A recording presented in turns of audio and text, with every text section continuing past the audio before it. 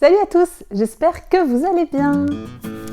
Et on se retrouve dans cette petite vidéo pour répondre à la question de la semaine.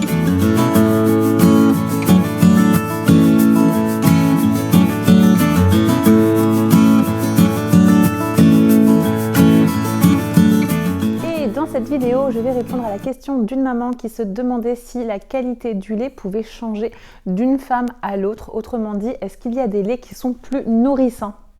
Alors, je pense que ça fait vraiment partie du top 3 des idées reçues. Dès qu'un bébé ne prend pas assez de poids, dort difficilement, réclame trop souvent à manger, réclame beaucoup les bras, etc.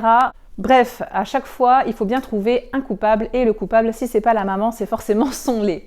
Et donc, la fameuse idée reçue, ton lait n'est pas assez nourrissant ou ton lait n'est pas nourrissant, c'est quelque chose qui tourne et tourne et tourne encore dans les mentalités et dans les oreilles des mamans, un petit peu trop à mon goût.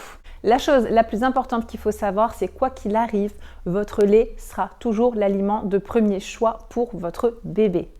Il faut savoir que le lait maternel est un produit vivant, c'est-à-dire qu'il évolue. Il évolue au cours de la tétée.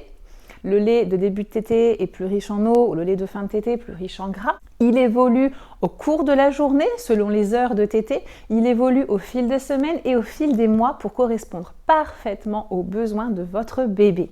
Alors, certes, d'une femme à l'autre et même chez une même femme, vous n'avez pas le même lait constamment. Vous l'aurez bien compris, cela veut dire que votre lait se modifie tout le temps.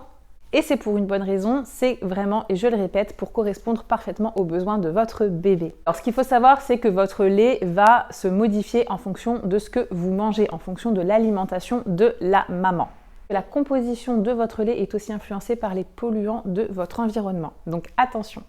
Il peut effectivement y avoir des variations en vitamines d'une femme à l'autre et selon des carences. Cela dit, le lait contiendra toujours la dose nécessaire pour votre bébé.